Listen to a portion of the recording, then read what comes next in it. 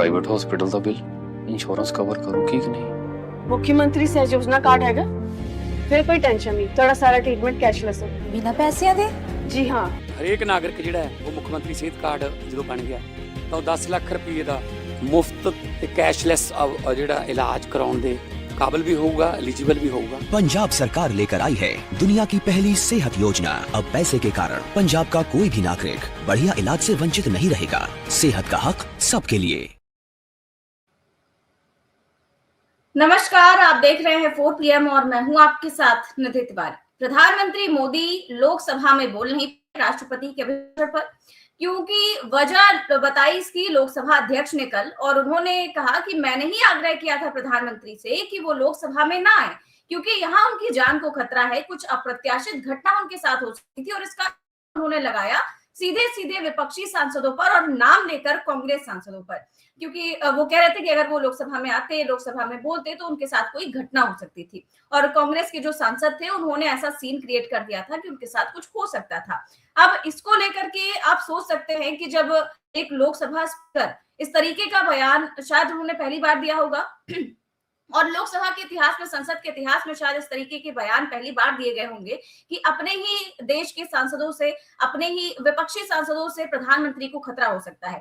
इस पर तो आज हम चर्चा करेंगे ही, साथ ही साथ चर्चा करेंगे कि जब वो लोकसभा में बोल नहीं पाए प्रधानमंत्री तो आए राज्यसभा में, लेकिन यहाँ पर भी जैसे ही वो आए विपक्षी सांसदों ने हंगामा कर दिया, नारेबाजी होने लगी और फिर जो उनके हाव भाव थे, जिस तरीके से वो बोलते हैं कॉन्फिडेंटली, वो नजर नहीं आ पाया। बार बार वो बोल तो रहे थे सामने, लेकिन देख रहे थे बगल में अपने विपक्षी सांसदों को कि विपक्षी सांसद किस प्रकार से इंटरप्ट कर रहे थे, नारेबाजी कर रहे थे लगातार।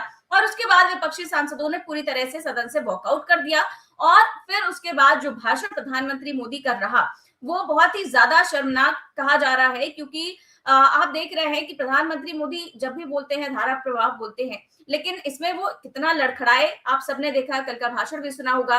और जिस तरीके से सारी चीजें सामने आई कल से लेकर आज तक, विपक्ष क्या कह रहा है और सत्ता पक्ष के सांसद किस प्रकार से विपक्ष पर आरोप लगा रहे हैं, ये भी दिखाएंगे। और साथ ही साथ हद एक और हो गई जब कल एक बुजुर्ग सांसद का मजाक उड़ाने लगे प्रधानमंत्री मोदी। वो थे राज्यसभा के नेता विपक्ष मल्लिकार्जुन खड़गे, उनकी उम्र का मजाक उड़ाने लगे कैसे प्रधानमंत्री मोदी एक खींच के मारे। इसको लेकर भी आज हम चर्चा करेंगे। तो प्रधानमंत्री मोदी कल भाषण देते हुए क्या क्या उन्होंने कहा और क्या इसको लेकर के विश्लेषण है, इस पर आज हम चर्चा करेंगे। और इस चर्चा में हमारे साथ मौजूद है प्रोफेसर अखिल स्वामी सर।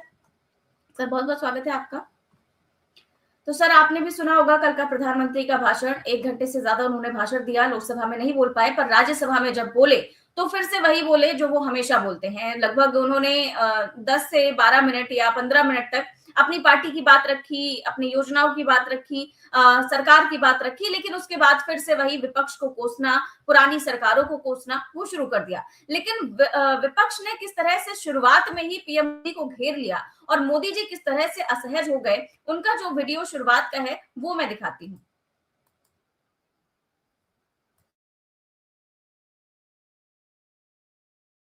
कुछ सदस्य This is not correct. Please take your seat. This is not correct. Please take your seat. आप बैठिए प्लीज। आभार व्यक्त करने के लिए Take your seat. This is not correct. Please take your seat. This is not correct. Please take your seat. No. Please take your seat. आप बैठिए please. आप बैठिए please. Prime minister is on his legs. Please आप बैठिए। Please आप बैठिए।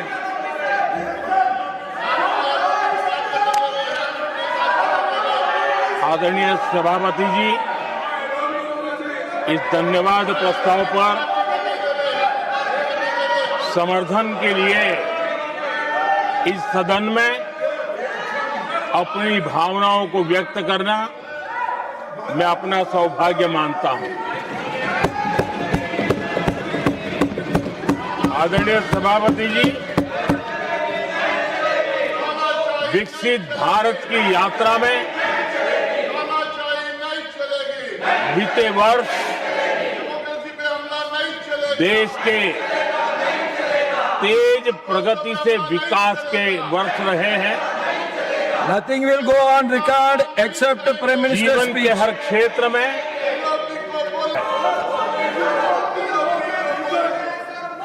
आदरणीय सभापति जी,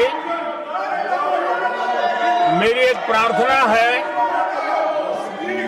आदरणीय खड़गे जी की उम्र देखते हुए वो बैठ करके भी नारे बोल सकते हैं तो अच्छा होगा, ताकि उनको कष्ट न हो।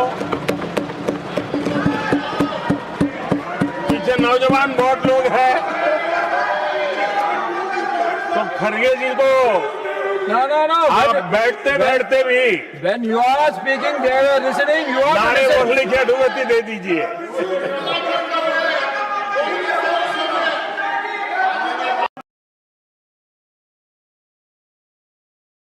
तो सर, आपने देखा भी और सुना भी कि जब प्रधानमंत्री मोदी आते हैं राज्यसभा में और 5 बजे उनके बोलने की शुरुआत उन्होंने की। अब प्रधानमंत्री मोदी जिस प्रकार से उनकी बॉडी लैंग्वेज आप देख रहे हैं कि भले ही वो उपराष्ट्रपति की तरफ देखकर बोलने की कोशिश कर रहे थे, लेकिन नजर उनकी बार बार सामने ही जा रही थी, क्योंकि विपक्षी सांसद नारेबाजी कर रहे थे और पीएम मोदी असहज नजर आ रहे थे, क्योंकि प्रधानमंत्री को आदत नहीं है कि उनका विरोध हो और वो विरोध देखे अपने सामने और उसके बीच में बोल पाए, और फिर उसके बाद वो इतना खींच जाते हैं कि मजाक उड़ाने लगते हैं, कहने लगते हैं कि जितनी उम्र मल्लिकार्जुन खड़गे साहब की है जो है उनको बैठ के नारेबाजी करनी चाहिए। अब ये जो उन्होंने बात कही और जिस प्रकार से कल पीएम मोदी का पूरा भाषण था, उस पूरे भाषण को लेकर के आपका क्या विश्लेषण है सर? जय संविधान।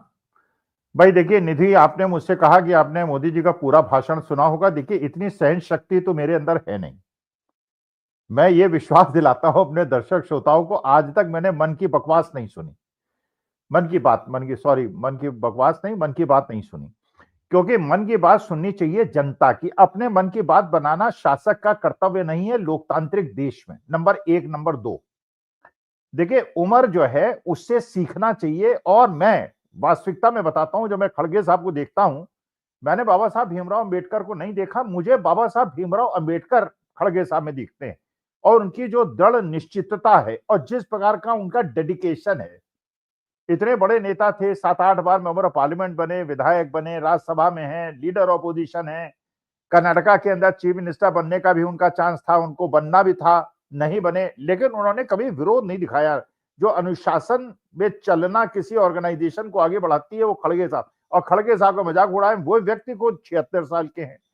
उम्र का लिहाज होना चाहिए। मैं अभी 74 का होऊंगा, मोदी जी भी मुझसे बड़े हैं और खड़गे साहब भी मुझसे बड़े हैं, तो मैं उनका आदर करता हूं, उनकी इज्जत करता हूं।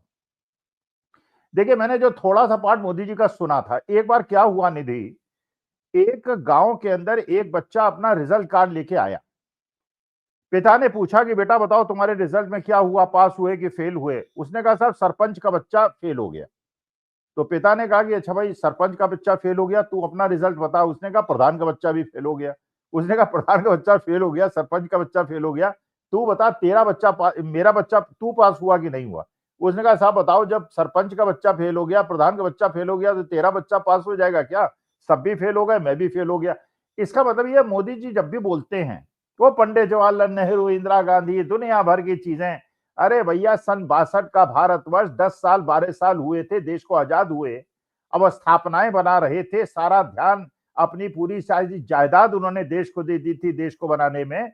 और जिस देश को नेहरू जी ने, इंदिरा गांधी ने, अटल बिहारी वाजपेयी ने, सारे प्रधानमंत्रियों ने मजबूत किया, मोदी जी आपने 11 साल में उस देश के करके अंग अंग करके उसको बेच दिया। और अब बात करते हैं पंडित जवाहरलाल नेहरू की।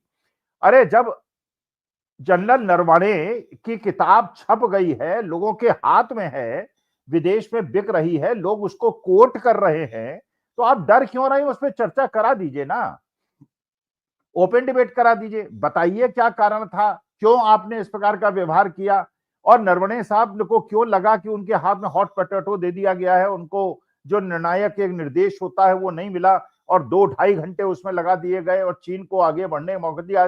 भाई आपने तो पार्लियामेंट में कहा था ना, कोई घुसा है ना घुसेगा और ना आया है ना आएगा। अरे ये तो नरवणे साहब खुद किताब में लिख रहे हैं कि वो घुस रहे थे, टैंक लेके आ रहे थे, हम आपसे निर्देश मांग रहे थे, आप निर्देश नहीं दे रहे थे। इस प्रकार से जो वहां के हुआ, पुलवामा के अंदर हुआ, एक समझौता था, अस्त्र लेके नहीं जाएंगे, लेकिन जब वो लोग तैयारी करके आए थे, कटीले तार लेके आए थे, बैट्स लेके आए थे, आपने हमारे जवानों को शहीद करा दिया, आपने हमारे पहलगांव के अंदर लोगों को शहीद करा दिया, वहां कोई सुरक्षा व्यवस्था नहीं थी। तो मोदी जी अपना रिजल्ट कार्ड दीजिए। मैं जब अगर एक टीचर हूं तो मेरे को अपना स्टूडेंट जिसकी मैं कॉपी जांच रहा हूं, मैं उसकी कॉपी जांचूंगा। वो कहे साहब मेरे बाबा आईएएस थे और मेरे बाबा ने टॉप किया था, मेरे नाना टॉप किया था। यार तुम्हारे बाबा नाना को उसके टीचर ने नंबर दिए थे, मैं तो तुम्हारी परफॉर्मेंस में तुमका नंबर दूंगा।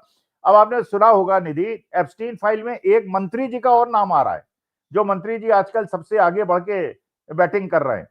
उसमें पता चल रहा है कि एप्स्टीन ने एक मेल भेजी थी, मंत्री जी का नाम नहीं लूंगा वरना मुझे लीगल नोटिस दे देंगे, वैसे ज्यादा तक दर्शक श्रोताओं को पता होगा। एप्स्टीन ने मेल किया है मंत्री जी को कि मेरे एक विशेष सहयोगी को जल्दी वो मिलना चाहिए वीजा और उसको भारत विजिट करना है, और उस मंत्री ने अपने एम्बेसडर को फोन करके उसकी वीजा की व्यवस्था तुरंत करा दी थी। अब क्यों कराई थी एप्स्टीन से, वो क्यों संपर्क में थे? अनिल अंबानी का भी नाम आ रहा है, उन मंत्री जी का भी नाम आ रहा है, उन दो बड़े बड़े अधिकारियों जिसमें एक एम्बेसडर है उनका भी नाम आ रहा है। तो देखिए पूरी तरह से इन लोगों ने देश को 11 साल में रायता फैला दिया। अब ये रायता को फैलाने के लिए मोदी जी, मानी बात है कि देखिए अंदर से भी आक्रमण हो रहे, ऐसा मुझे लगता है।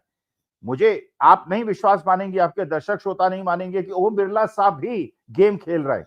मुझे लगता है ओम बिरला साहब मोदी जी के साथ गेम खेल रहे हैं। भाई निधि आप सोचिए, मोदी जी की इमेज क्या बनाई थी इन्होंने 2013-14 से, इन्होंने इमेज क्या बनाई थी? स्ट्रॉन्ग मैन, 56 इंच का सीना। भाई देखिए जो इमेज आपको बनानी होती है फिर उसको कैरी करना पड़ता है।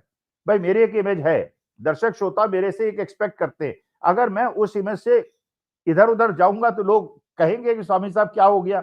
निधि तिवारी की एक इमेज है, अटल बिहारी वाजपेयी की एक इमेज थी, राजीव गांधी की एक इमेज थी। इन्होंने एक इमेज बनाई which was larger than image, और एक परसेप्शन क्रिएट किया कि 56 इंच का सीना, बड़ा नेता, विश्व गुरु, किसी से डरता नहीं उसके कहने पे। अच्छा वहां पे ओम बिरला साहब ने सारी कलई खोल दी।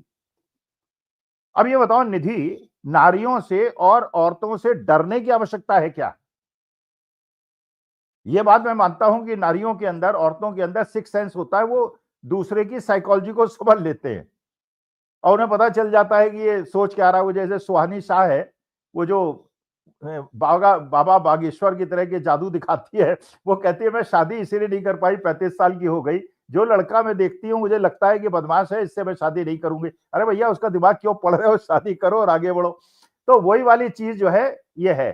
अब आप नारियों से डरने लगे। पहले आप पंजाब किसानों के साथ गए, 25-30 किसान वहां इकट्ठा थे, वो बेचारे काला झंडा दिखा रहे थे। आप देश के प्रधानमंत्री थे, एनर्जी कमांडो आपके पास 50 थे, वो बेचारे 25 थे, और आप कहने लगे कि साहब वो पंजाब के चीफ मिनिस्टर से कह देना कि मैं सुरक्षित लौट आया। इतने डरपोक, इतने डरपोक।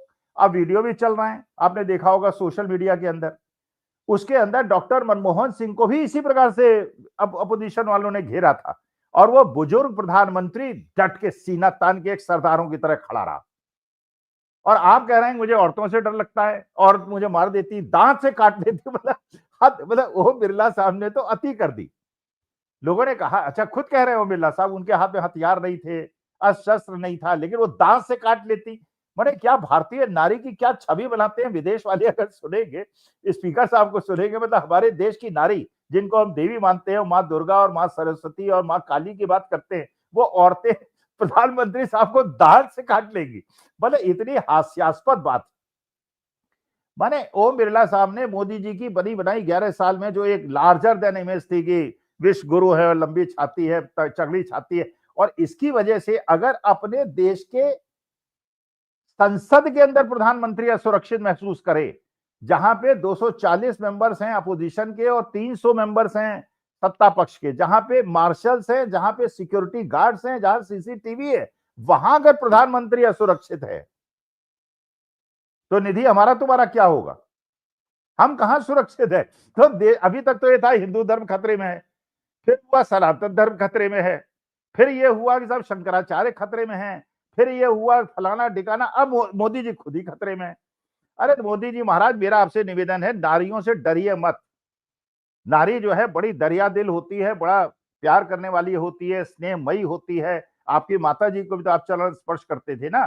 तो नारी जो है, लेकिन अगर उसे आप इज्जत देंगे तब तो नारी आपके लिए पूरी जीवन कुर्बान कर देगी, और नहीं देंगे तो आपने देखा ही माँ दुर्गा का कैसे उसने महिषासुर मर्दन किया था। तो महिषासुर बनना, अगर मान लीजिए मैं भी कोई गलत वो करूंगा, कर्म करूंगा, और नारी मुझे पीटेगी तो मुझे लगेगा भाई ठीक है, गलत काम किया था, नारी ने पीट दिया, आप उठपटांग हरकत करेंगे। आजकल हो रहा है, बजरंग दल वाले जा रहे हैं, शहरों शहरों से खबरें आ रही हैं। वो जो दीपक है उसने लोगों की हिम्मत खोल दी है। पहले राहुल गांधी ने कहा डरो मत, अच्छा राहुल गांधी ने केवल कहा था, वो मोहम्मद दीपक ने दिखा दिया डरो मत। पूरे हिंदुस्तान से पैसा, समर्थन, बड़े बड़े पत्रकार, दुनिया भर के लोग मोहम्मद दीपक के साथ खड़े हो गए। अब जहां ये बजरंग दल वाले हुड़दंगे जाते हैं, लोग इनको कूट देते हैं।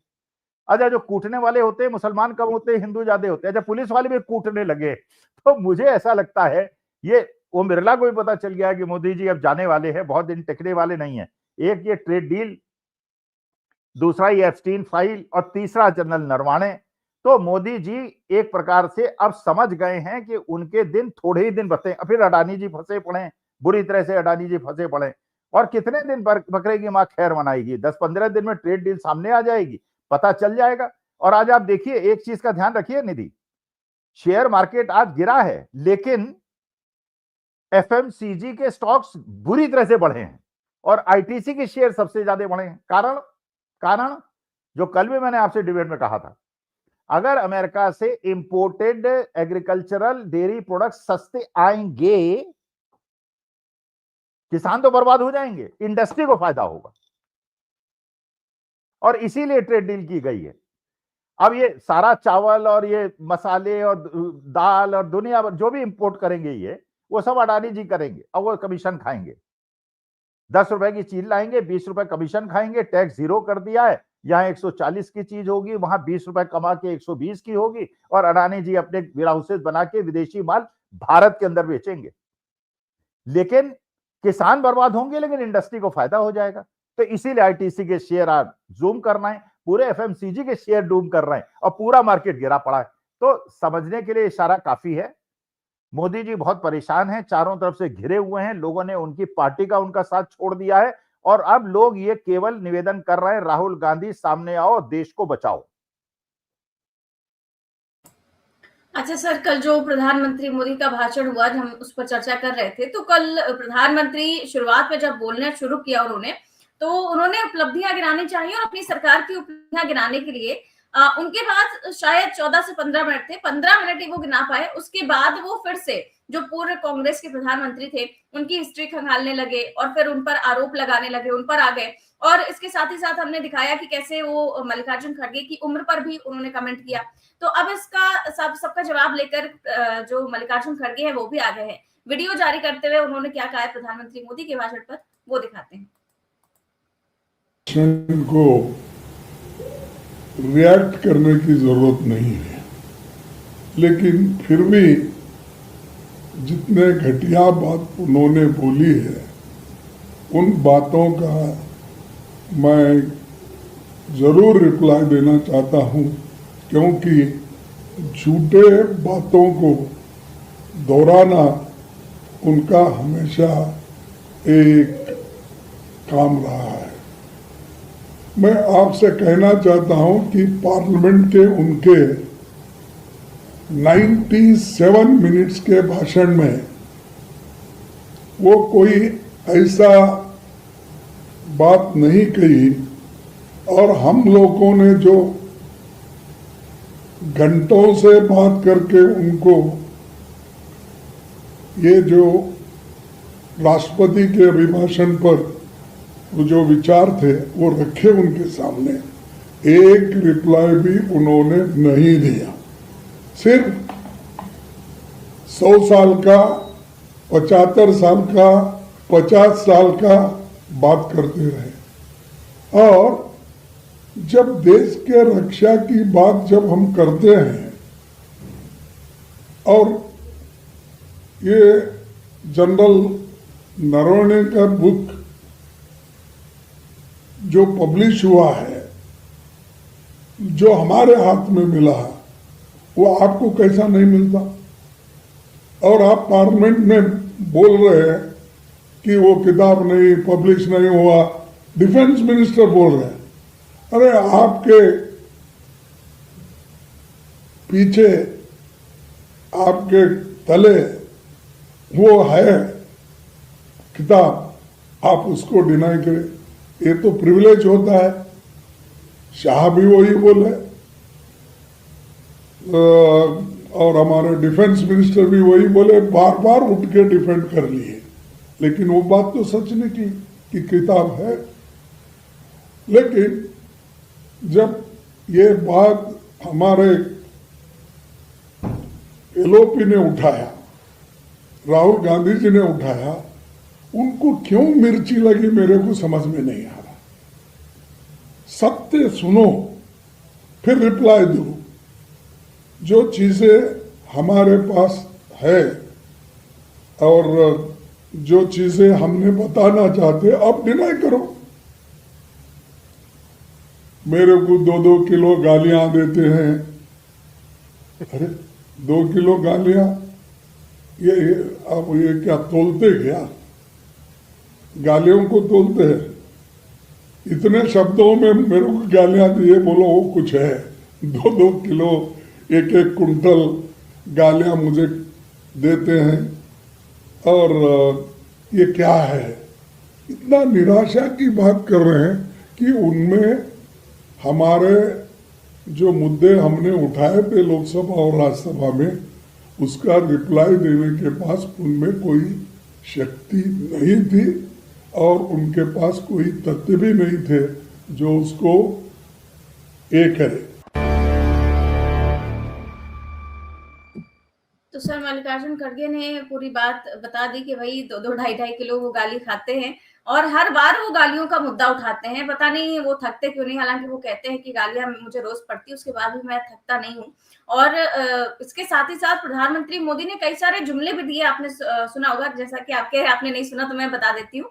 उन्होंने बोला कि प्रधानमंत्री ने बोला कि ग्लोबल साउथ की आवाज भारत अब बन रहा है। लेकिन ग्लोबल साउथ की आवाज है अगर भारत देश, तो ये सरकार ईरान के मुद्दे पर चुप क्यों रहती है? अब ऐसे तो ग्लोबल साउथ की आवाज नहीं बनेंगे जब ईरान जैसे मसले पर, जिसने जो अमेरिका के इतने संकट झेल रहा है, वो ग्लोबल साउथ की आवाज कैसे हो सकता है? और अमेरिका भी खुलेआम ईरान को धमका रहा है। ईरान को किस तरीके से क्या हाल किया हुआ है अमेरिका ने, ये सब जानते हैं। फिर प्रधानमंत्री ये कह रहे हैं कि भारत ग्लोबल साउथ की आवाज बन रहा है, ऐसा कैसे हो सकता है?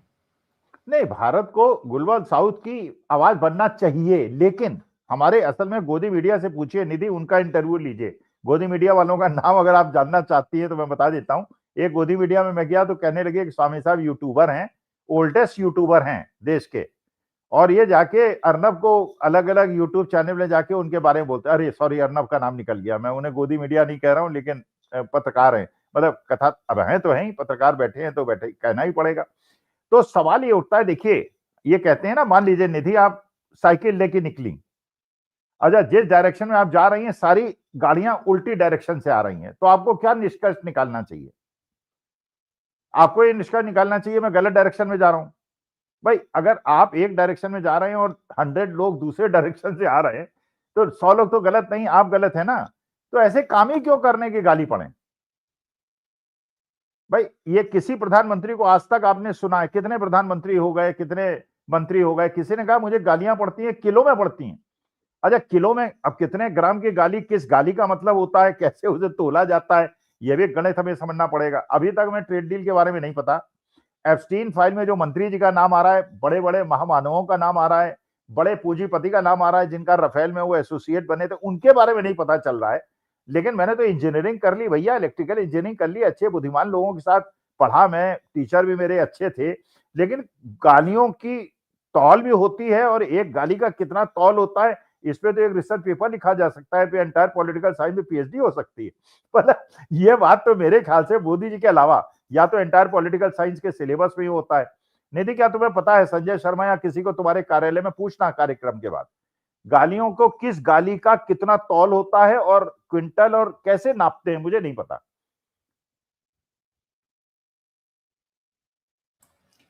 बिल्कुल सर, ये तो जानना पड़ेगा, क्योंकि प्रधानमंत्री मोदी बार बार कहते हैं कि मुझे 2.5 किलो गाली पड़ी, मुझे इतने कुंटल गाली पड़ी, और वो बता रहे हैं कि 12 सालों से मैं गाली खाता हुआ आ रहा हूँ। कल मैंने सुना था।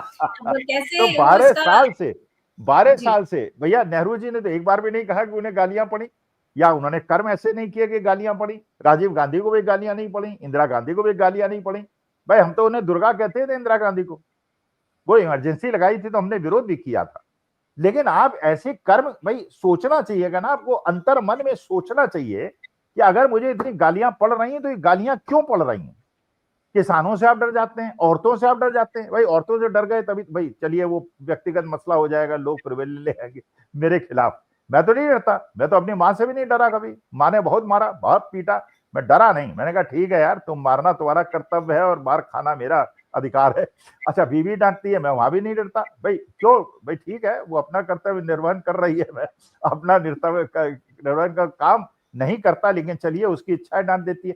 तो अगर मान लीजिए गाली दे रही है जनता, 12 साल से दे रही है, तो आपको ये चिंतन करना चाहिए ना। आपको अडानी जी से पूछना चाहिए, आपको एप्स्टीन, खैर वो मर गया, वो उससे पूछना चाहिए था, अपने मित्र डोनाल्ड ट्रंप से पूछना चाहिए था, भैया एक नेता को इतनी किलो किलो गालियां क्यों पड़ती हैं? अगर अच्छे काम करेंगे तो गालियां क्यों देंगे लोग आप?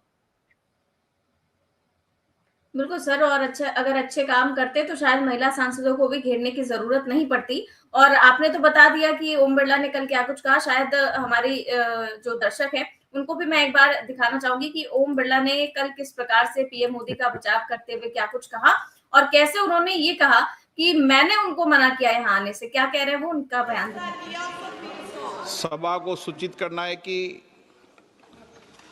कल इस सम्मानीय सदन के कुछ सदस्यों ने लोकसभा चेंबर में जिस प्रकार का व्यवहार किया, ऐसे दृश्यों का सृजन किया, वो लोकसभा की शुरुआत से लेकर आज तक कभी नहीं हुई। हमारे संसदीय प्रणाली में सदन के सभापति का गरिमामय स्थान हमारे संविधान में ही सर्जित किया है। आज तक इतिहास रहा है कि राजनीतिक मतभेदों को कभी भी सदन के कार्यालय तक नहीं लाया गया। प्रतिपक्ष के सदस्यों ने जो व्यवहार अध्यक्ष के कार्यालय में किया, वो हमारी संसदीय परंपराओं के लिए न उचित था, और तो मैं कहूँगा कि वो एक ब्लैक स्पॉट की तरह था। हम सबको सदन सुचारू रूप से चलाने में सहयोग करना चाहिए। इसके बाद जब सदन के नेता को सम्मानीय महामहिम राष्ट्रपति के अभिभाषण पर जवाब देना था, तो मेरे पास पुख्ता ऐसी जानकारी आई कि कांग्रेस पार्टी के कई सदस्य माननीय प्रधानमंत्री जी के आसन पर पहुंचकर कोई भी अप्रत्याशित घटना कर सकते थे। ये दृश्य मैंने सदन में देखा भी सही। अगर ये घटना हो जाती तो ये अत्यंत अप्रिय दृश्य देश के लोकतांत्रिक परंपराओं को तार-तार कर देता। इसको टालने के लिए मैंने माननीय प्रधानमंत्री से आग्रह किया कि उन्होंने सदन में नहीं आना चाहिए, और सदन के सभापति होने के नाते मेरी जिम्मेदारी बनती थी कि सदन की उच्च परंपराओं, गरिमाओं को अक्षुण्ण बनाए रखें।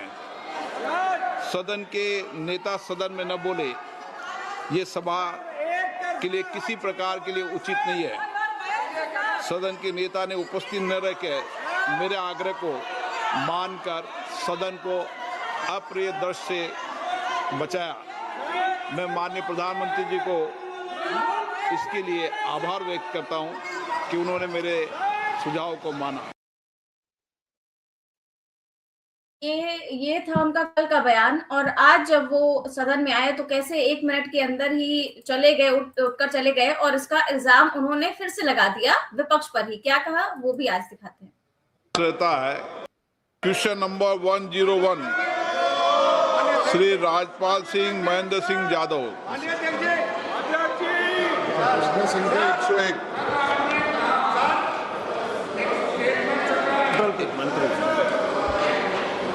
माननीय सदस्यगण, मेरा हमेशा प्रयास रहता है सदन चले और प्रश्नकाल सभी माननीय सदस्यों का समय होता है। आज राज्यपाल जी का है, प्रियंका गांधी जी का भी है, अन्य सदस्यों का भी है। आप नियोजित तरीके से सदन नहीं चलाना चाहते, गतिरोध पैदा करना चाहते हैं। अभी तक 19 घंटे 13 मिनट सदन का समय बर्बाद हुआ है। 140 करोड़ जनता की अपेक्षा रहती है सदन चले, चर्चा हो, संवाद हो, लेकिन आप सभागृह की मर्यादाओं को समाप्त कर रहे हैं और देश की जनता सदन को चलती हुई देखना चाहती है। आपसे भी ये अपेक्षा करती है। पोस्टर और नारेबाजी के लिए आपको नहीं भेजा है, आपको चर्चा के लिए भेजा है। अगर आप सदन नहीं चलाना चाहते, नियोजित तरीके से गतिरोध पैदा करना चाहते हैं, सभागृह की मर्यादाओं को समाप्त करना चाहते हैं, तो मैं सदन चलाने ऐसा सदन में नहीं चला सकता। आप जाना चाहते हैं, चर्चा करना चाहते हैं प्रश्नकाल पर, नहीं करना चाहते, माननीय सदस्य प्लीज, माननीय सदस्य विदेश मंत्री जी बात मत करिए इनसे। माननीय सदस्य चलिए बैठिए इधर। कोई भी माननीय सदस्य इधर से उधर जाकर बात नहीं करेगा। सदन की मर्यादा बनाए रखो। सदन की कार्रवाई आज 12 बजे तक के लिए स्थगित की जाती है। तो सर, कल ओम बिरला ने कहा कि विपक्षी सांसदों से पीएम मोदी को खतरा था, इसलिए वो सदन में नहीं आए, और आज कह रहे हैं कि विपक्षी सांसद सदन नहीं चलने दे रहे, केवल मात्र 19 घंटे सदन चला है। मुझे नहीं समझ में आता कि ये विपक्षी सांसदों की जिम्मेदारी या सत्ता पक्ष की है। और इसके साथ ही साथ भारत के लोकतंत्र के इतिहास में शायद ये पहला मौका था जब विपक्ष के सांसदों से प्रधानमंत्री को खतरा बताया जा रहा है। आप सोचिए कि दुनिया वाले जब सुनेंगे, जो भी बाहर के देश हैं, तो वो क्या सोचेंगे? आपको नहीं लगता कि उनको बोलते समय कुछ ध्यान रखना चाहिए था? क्योंकि ये संसद के अंदर अगर इन्होंने बोला तो ये तो इतिहास में दर्ज हो गया। नहीं, ऐसा करिए ना, मैं तो अगर स्पीकर साहब से मैं मेंबर ऑफ पार्लियामेंट होता कि ये एनएसजी कमांडो 20 जो है मोदी जी के चारों तरफ घेर के उनको अंदर ले आए और वो सुरक्षा कवच पहन लें, वो अपना हेलमेट पहन लें और जो भी पुलिस की पूरी ड्रेस होती है, एनएसजी कमांडो वाली ड्रेस होती है, सारी पहन ले। लेकिन भैया इतना डरे नहीं। देखिए, राहुल गांधी की जान पे खतरा है, एवरीबॉडी नोज। उसकी दादी की हत्या हुई है, उसके पिता की हत्या हुई है, लेकिन वो आदमी भीड़ में कूद पड़ता है। आपने देखा उसकी यात्राओं में, उसको देखा, वो डरता नहीं है। 56 इंच का सीना आवश्यक नहीं है निधि। हमने देखा है लाल बहादुर शास्त्री को, देखा है हमने रानी लक्ष्मीबाई को देखा है। ये क्या पहलवान थी क्या रानी लक्ष्मीबाई? लेकिन वीर थी। राणा प्रताप, शिवाजी, हमारा वो इतिहास है। हमारे यहाँ तो सरदार भगत सिंह, ये कोई पहलवान थोड़ी थे, रेसलर्स थोड़ी थे। वी डोंट नीड रेसलर्स, लेकिन दम होना चाहिए। कुंवर सिंह थे हमारे यहाँ, 84 साल की उम्र में भिड़े रहे और अंतिम श्वास तक लड़ते रहे। तो मेरे को तो ये लग रहा है कि भैया इतना ज्यादा, और ये Lok Sabha speaker what he is doing I don't know. देश के आप पूरे विश्व में इमेज क्या दे रहे हैं अपने देश के प्रधानमंत्री की? औरतों से डर रहे हैं, महिलाओं से डर रहे हैं। अरे महिलाएं तो नॉर्मली जब तक कि कोई आप ऐसा गलत काम न करें, वो रुष्ट नहीं होती, वो माफ करती हैं, क्षमा होती है औरतों के अंदर। और लेकिन आपकी अगर घटिया हरकतें, मैं उनके लिए नहीं कह रहा हूं, मैं ऐसे ही कह रहा हूं, अगर घटिया हरकत करेंगे तो भाई कोई भी सैंडल उतार के मार देगा। मैं अपने माननीय मोदी जी की बड़ी इज्जत करता हूं, उनके लिए नहीं कह रहा हूं, लेकिन अगर करोगे तो पिटोगे यार। करो मत ना तो नहीं पिटोगे। बिल्कुल सर, इसीलिए भाई तुम एक महिला हो तो बताओ ये बात मैं सच कह रहा हूं कि नहीं कह रहा हूं? भाई अगर सही हरकत करेगा, तुम्हें इज्जत देगा, तुम्हें स्नेह देगा, जो तुम्हारा स्थान है, उच्च स्थान है, वो देगा, तुम्हें अपना देश का एक बराबर का भागीदार मानेगा, तब तो तुम्हें उससे इज्जत करोगे। अगर वालों बदतमीजी करेगा, बेहूदगी करेगा, तो मैं तुम्हें अनुमति देता हूं, चप्पल उतारो और मारो। इसीलिए सर प्रियंका गांधी ने भी कहा कि ये बिल्कुल ही बेसलेस बात है, तो झूठी बात है। वो केवल और केवल स्पीकर के पीछे छिपने का काम कर रहे हैं, क्योंकि वो यहाँ पर प्रवेश नहीं कर पाए, यहाँ पर आ नहीं पाए, विपक्षी सांसदों से डर गए, इसलिए वो नहीं आ पाए। हमने आज इन सभी चीजों पर चर्चा की। बहुत बहुत शुक्रिया सर आपका आज की चर्चा के लिए। तो आप देख रहे थे आज की चर्चा। कैसी लगी आपको हमें कमेंट बॉक्स में अपनी राय जरूर दें। चैनल को सब्सक्राइब भी करें और ज्वाइन भी करें। नमस्कार।